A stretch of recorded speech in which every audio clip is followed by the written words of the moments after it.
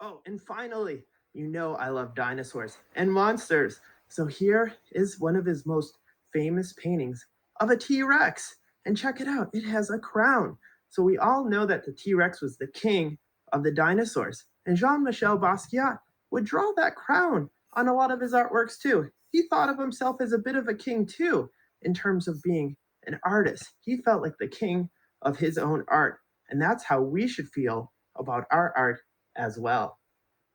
All right, now it's time to make my artwork. I'm looking at Jean-Michel Basquiat's T-Rex, right? So I love the expression of that drawing. I also love the subject matter. So I'm going to do something similar, like a dinosaur. But it's really up to you what you want to make. If you want to make a creature, an animal, a dinosaur, or even a face, Jean-Michel Basquiat drew all of those things. Remember, he loved to draw, so he drew just about everything. But I'm going to draw a dinosaur here. I can start with pencil, but I have a feeling it might not show up too well. So I'm going to use my oil pastel because it's going to show up really, really well for the camera. But go ahead and feel free to use pencil first if that works better for you. And believe me, I practiced this before my video. So I have an idea of what I'd like to draw. I'm going to draw a really long neck dinosaur, kind of like that. Hey, not bad. All right, now I'm going to add my crown too, because I have a feeling that will make it look just like a Basquiat. What do you guys think? Yeah, I think so. All right, now it's time for some detail. I love the red here because I can use white pastel on top. So let me draw in some of his eyes. Whoa, do you notice you could see both eyes on the same side of the head? Same thing with mine. I'm basically going to copy exactly what I see. And then maybe I'll draw some lines here and here.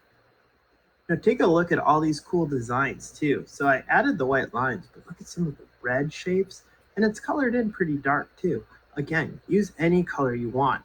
I'm using this as inspiration, but I plan on changing it. So I'm going to add some blue.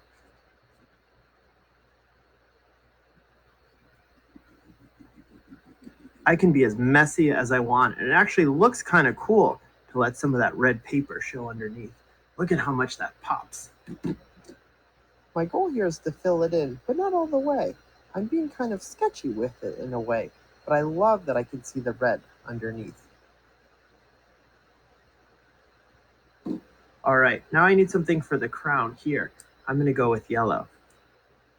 Now yellow kind of doesn't show up too well on the red paper, but maybe I'll add some white.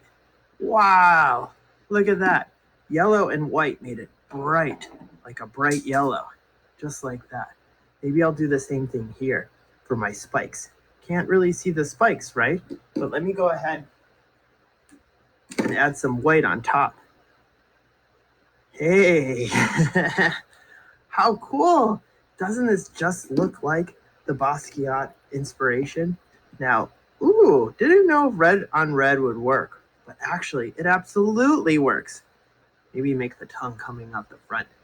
And maybe, see that red circle? Maybe I'll draw that on too. And wow, it almost turns purple. All right, there you have it. There is my Jean-Michel Basquiat inspired dinosaur. Now, one last detail. I'd like to add some yarn to give it some texture. So I got some really colorful yarn here. You can take a look. It's all different colors. I'm kind of tracing my dinosaur head shape with glue.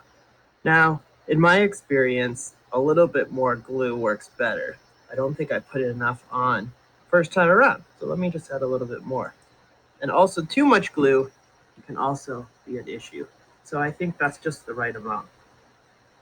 All right, so let me take my yarn here and I'm just gonna line it up. And I might get a little bit of glue on my fingers, but hey, that's what art making is all about, getting a little messy. Ooh, you see it's not perfectly over on top, but it adds a little bit of texture, which will be really nice when it dries. And remember, the glue will dry clear. I'm gonna line up the bottom here, and then take my scissors and trim it. Wow, would you look at that? So now it's actually 3D, meaning it's popping out of the paper. This is one of my favorite drawings that I think I've ever made. I'd love to see what you work on too.